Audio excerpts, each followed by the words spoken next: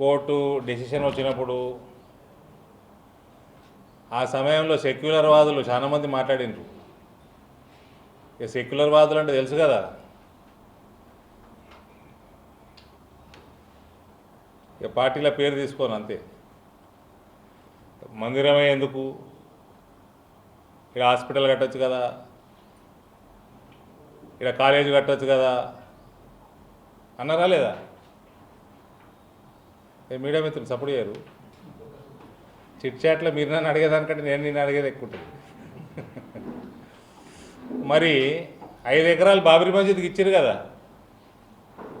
5 ఎకరాలు బాబ్రీ మస్జిద్ ఇచ్చారు కదా ఆడ అయోధ్యలో. ఆడ ఏం కట్టాలి మరి? ఇప్పుడు మాట్లాడరు. ఆడ హాస్పిటల్ వద్దా?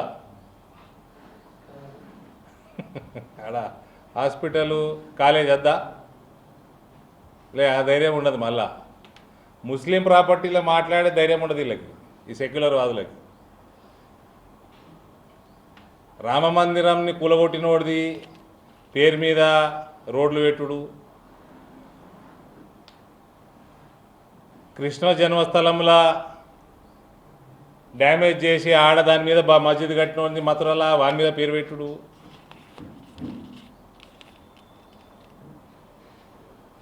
అసలు ఈ మస్జిద్ ఆడ ఏదైతే ఉండనో బాబ్రీ మస్జిద్,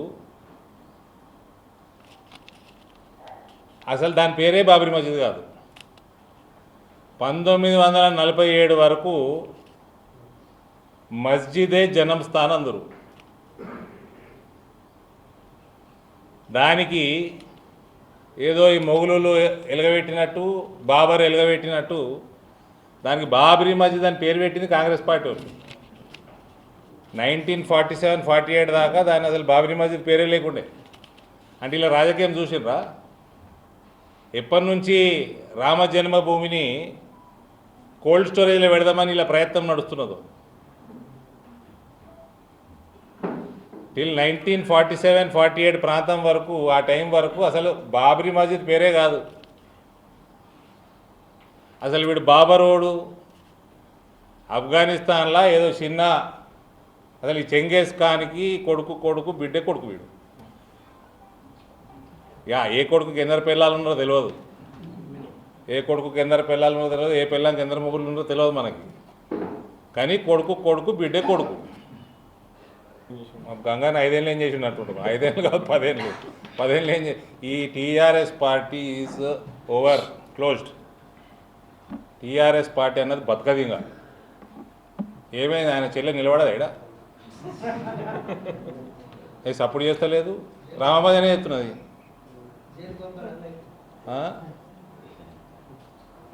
రామరాజ్యం పూర్తి స్థాయిలో 22కి స్టార్ట్ అవుతుంది. ఎవరు జైలుకు వాళ్ళు పోతారు, బయటికి రావాలని వస్తాడు. పాకిస్తాన్ మీద ఇరాన్ బాంబులు వేస్తుంది, పాకిస్తాన్ నాశనం అవుతుంది, పిఓకే కలుస్తుందేమో. రామరాజ్యం పూర్తి స్థాయిలో స్టార్ట్ అవుతుంది 22కి. రాముడు వాపసు వచ్చినాక, భగవంతుడు వాపసు వచ్చినాక రాదా అండి? సర్పంచులు రియాక్ట్ కావాలి దీని మీద. 10 సంవత్సరాలు సర్పంచులని నిండా ముంచి 20 మంది సర్పంచులు ఆత్మహత్య చేసుకున్నారు, 100 మంది అప్పుల పాలైనరు. అప్పుడు ఏం చేసిండు మరి కేటీఆర్? కనీసం ఆదుకోలేయాలని. అది గంగారెడ్డి గారు కరెక్ట్ లీగల్ పాయింట్స్ మాట్లాడుతారు. కనీసం ఆదుకున్న పాపాన పోయినా కేటీఆర్ ఆత్మహత్యలు చేసుకున్న సర్పంచ్లే. ఈడీ ఏమన్నారు? ఈడీ నోటీసులా? మేడం, ఈడీ ఆఫీస్కి పోతే నీ ప్రశ్నకి జవాబు వచ్చేస్తుంది. మన రేవంత్ గారు సీఎం ఎన్ని రోజులు అయింది? డిసెంబరు 45 డేస్ అయిందా? ఇప్పటివరకు అయితే నోటీస్ ఇవ్వలే. సరే, ఇంకా 4 రోజులు ఆగుదాము, ఎందుకు ఇస్తాడో చూద్దాం. మా నోటీసుల ప్రక్రియ అయితే స్టార్ట్ అయింది కదా, ఆయన నడుస్తూనే ఉంది కదా, ఎప్పుడు ఆగలే. కోర్టు కోసం 2 నెలలు ఆపిండ్రు. ఇప్పుడు ఆ కోర్టు కూడా డెసిషన్ చెప్పకుంటే నోటీసులు మొదలైనాయి మళ్ళా. కేవలం మహిళా సెంటిమెంట్ కోసం, నాకు తెలిసి నాకున్న నాలెడ్జ్ ప్రకారం ఈడీ సంస్థ మర్యాదపూర్వకంగా మీరు తేల్చే వరకు మేము ఆగుతామని అప్పుడు సెప్టెంబర్లో అన్నది. నవంబర్ 18 దాకా తేలుస్తలే, కోర్టు ఇంకా తేలలే, ఇచ్చేసారు నోటీస్. కేజ్రీవాల్కి 5వ నోటీస్ ఇచ్చారట ఇవాళ. 4 సార్లు పోలే, ఇలా 5వ నోటీసు రేపు రమ్మని మేడం కూడా ఇస్తారు మళ్ళీ. ఇప్పుడు మొన్న పోలే కదా. కాంగ్రెస్ పార్టీ 1947 నుంచి రాజకీయాలు నేను చెప్తే కదా. ఇప్పుడు బాబ్రీ మస్జిద్కి పేరోడు పెట్టిన బాబ్రీ మస్జిద్ అని. అసలు మస్జిదే జనం స్థాన్ దాని పేరు. దాని పేరు ఎట్లా ఎవరు పెట్టినరు? పనికిమాల రాజకీయాలు చేసే కాంగ్రెస్ పార్టీ హిందువులకు దూరం అయికుండా పోతుంది. 2014 దాకా గాలే కదనే పవర్ ఉన్నది. ఒక వాజ్పేయి గారిది 5-6 ఏళ్ళు తీసేస్తే అంతకుముందున్న నేషనల్ ఫ్రంట్ గవర్నమెంట్ కూడా వీళ్ళ సపోర్ట్ తోటే ఉన్నది కదా. మొత్తం 2014 అంటే 67 సంవత్సరాలు. అలా 6 తీసేయి, 61 సంవత్సరాలు మోస్ట్లీ డైరెక్ట్గా వాళ్ళే గవర్నమెంట్ ఉన్నది కదా. రామ మందిర్ కడతా అంటే ఎవరన్నా వద్దన్నారా? ఇద్దరు 2 పార్టీలను కూర్చోబెట్టి సెటిల్మెంట్ చేస్తా అంటే ఎవరన్నా వద్దంటారా? దాన్ని జటిలం చేసిందే వీళ్ళు.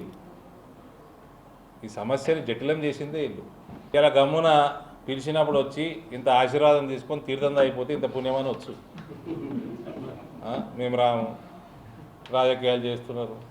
ఏం రాజకీయాలు చేస్తుంటే పండగ చేసుకుంటున్నాం. మీరు ఏం వద్దన్నమా? ఇప్పుడు ఆయన పేరు రాహుల్ గాంధీ జై శ్రీరామ్ అంటే వద్దంటమా?